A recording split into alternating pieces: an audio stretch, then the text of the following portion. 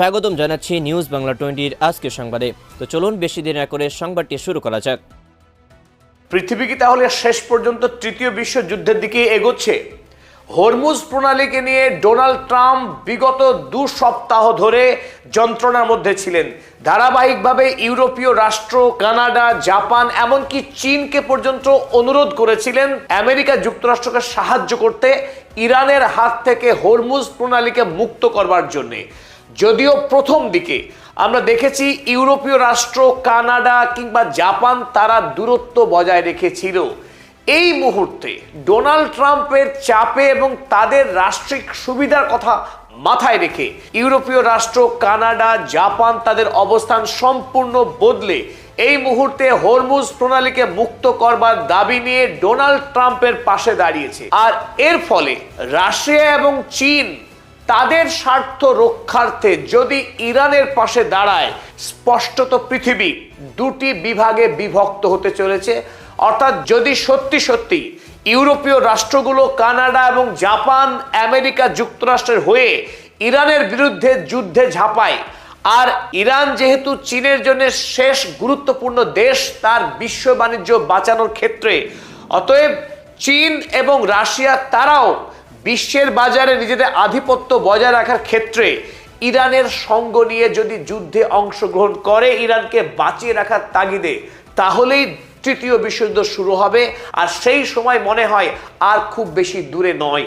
আজ সকালেই তিনটি ইউরোপীয় রাষ্ট্র যথা ইতালি, জার্মানি এবং France offer help with Hormuz only after ceasefire, যদিও কন্ডিশন ছিল। ডোনাল্ড ট্রাম্পের পাশে দাঁড়িয়ে হরমুজ প্রণালীকে আন্তর্জাতিক বাণিজ্যের জন্য উন্মুক্ত করার যে প্রস্তাব ছিল ডোনাল্ড ট্রাম্পের, সেই প্রস্তাবে সাড়া দিয়েছেন ফ্রান্সের রাষ্ট্রপতি ইমানুয়েল ম্যাক্রন, ইটালির প্রাইম মিনিস্টার জর্জিয়া মেলোনি এবং জার্মানির চ্যান্সেলর ফ্রেডরিক মার্জ।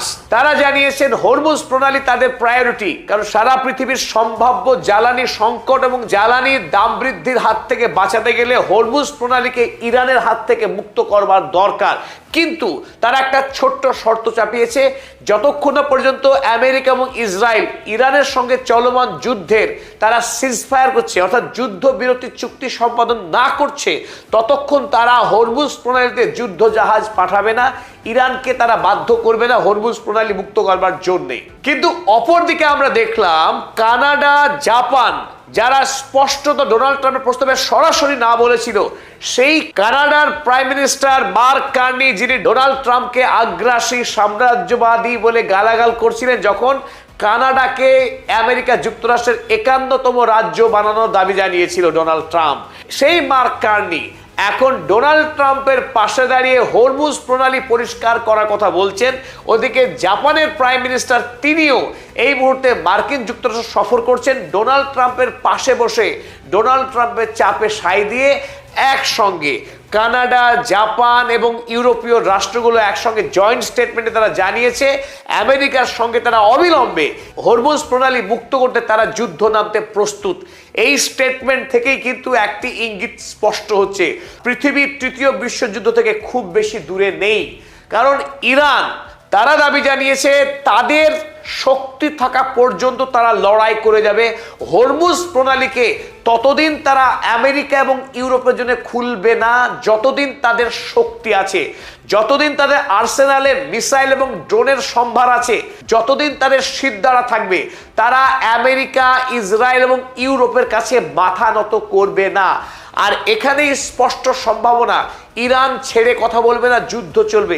এই যুদ্ধ ক্রমশ ব্যাপক আকার ধারণ করতে চলেছে বলেই এই মুহূর্তে সারা পৃথিবী যারা বিশেষজ্ঞ তাদের অভিমত। আমরা ইতিমধ্যেই জানি ইরান যে সমস্ত মিসাইল তৈরি করে রেখেছে তাদের রেঞ্জ 2500 কিলোমিটারের বেশি, অর্থাৎ ইউরোপ মহাদেশের বিস্তীর্ণ অঞ্চল ইরানের মিসাইলের রেঞ্জের মধ্যেই পড়ে। তাই ইউরোপ যদি সরাসরি আমেরিকার পাশে দাঁড়ায়, যুদ্ধ আর মধ্যপ্রাচ্যের মধ্যে সীমিত থাকবে না, এই যুদ্ধ গোটা ইউরোপ মহাদেশেও ছড়িয়ে পড়বে। কারণ ইরানের কাছে কি বিপুল পরিমাণের মিসাইলের মজুত রয়েছে তার সম্পর্কে পৃথিবীর সঠিক সংবাদ নেই। এমনকি যুদ্ধকালীন অবস্থাতেও ইরান ব্যাপকভাবে তাদের মিসাইল তৈরির কার্যক্রম চালিয়ে যাচ্ছে। আজকে ইরান জানিয়েছে আমেরিকা এবং ইউরোপের রাষ্ট্রনায়কদেরকে বুকে ভয় ধরিয়ে দিয়ে যে তাদের মিসাইল তৈরির পরিকাঠামো এতটুকু ক্ষতিগ্রস্ত হয়নি, বরং তারা যুদ্ধকালীন সময়ে তাদের মিসাইল তৈরির যে পরিমাণ সেই পরিমাণকে তারা আরো ত্বরান্বিত করেছে এবং বিপুল হারে তারা মিসাইল তৈরি করে চলেছে।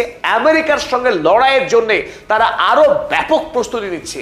এই প্রেক্ষিতে আমরা এক সপ্তাহ আগে আপনাদেরকে জানিয়েছিলাম আমেরিকা যুক্তরাষ্ট্রের সবচাইতে বড় অভিসন্ধি আরব দুনিয়ার রাষ্ট্রগুলোকে বিপুল পরিমাণের অস্ত্র বিক্রি করা।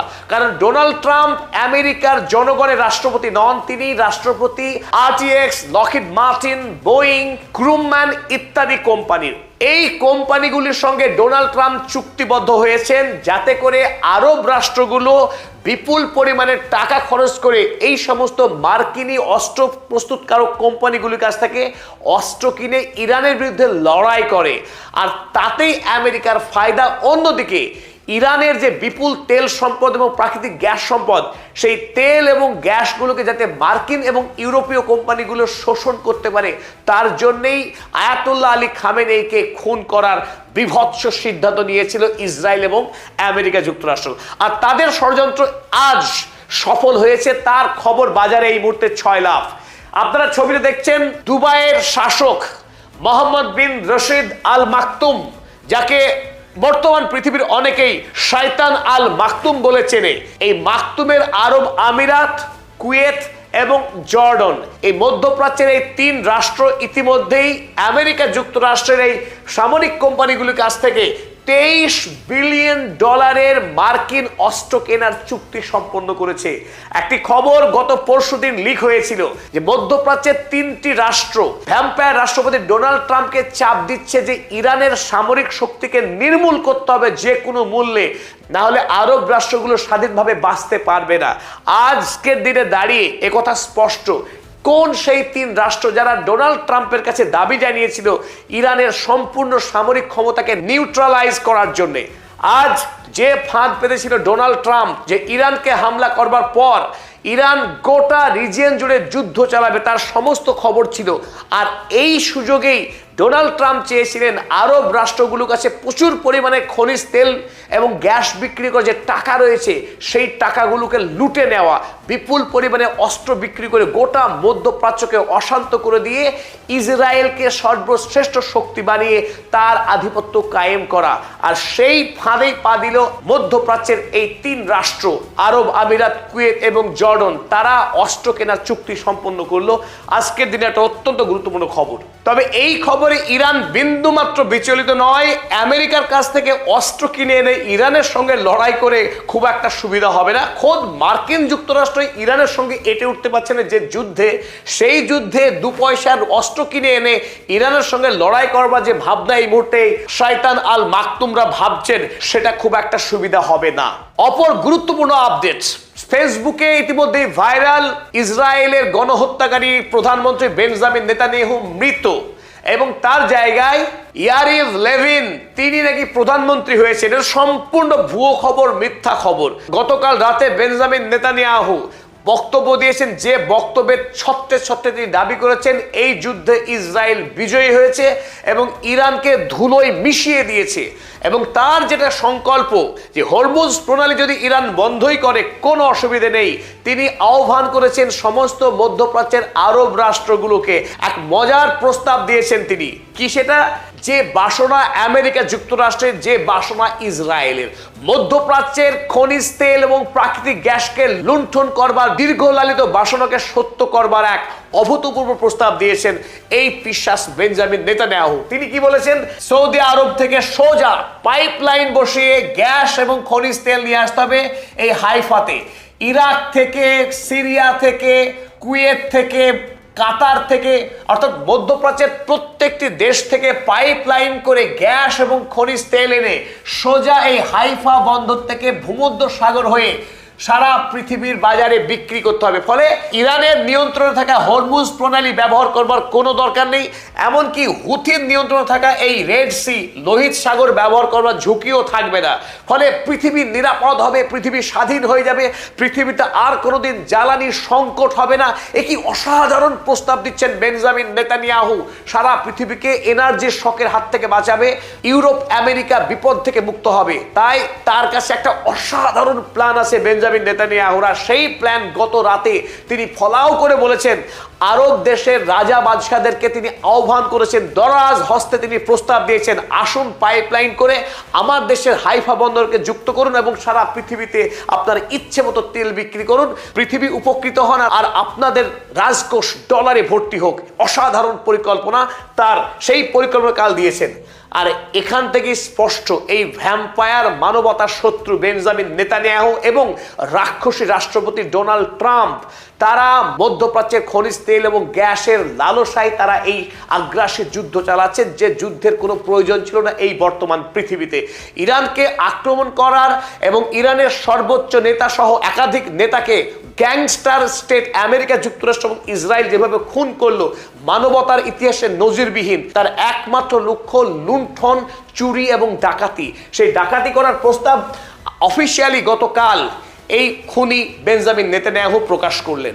আমাদের পদাতিক চ্যানেলে যারা ভিডিও দেখছেন এতদিন ধরে, তাদের মধ্যে 90% দর্শক এখনো পর্যন্ত আমাদের চ্যানেল সাবস্ক্রাইব করেনি। সাবস্ক্রাইব করতে পয়সা লাগে না, কিন্তু আপনাদের একটি সাবস্ক্রাইব আমাদের জন্য অনেকখানি। চলুন সাবস্ক্রাইব করুন এবং সঙ্গে থাকুন। প্রিয় দর্শক, ভিডিওটি শেষ পর্যন্ত দেখার জন্য আপনাকে অসংখ্য ধন্যবাদ। ভিডিওটিতে একটি লাইক দিয়ে চ্যানেলটি সাবস্ক্রাইব করে রাখবেন। দেখা হচ্ছে পরবর্তী কোনো আপডেট সংবাদে।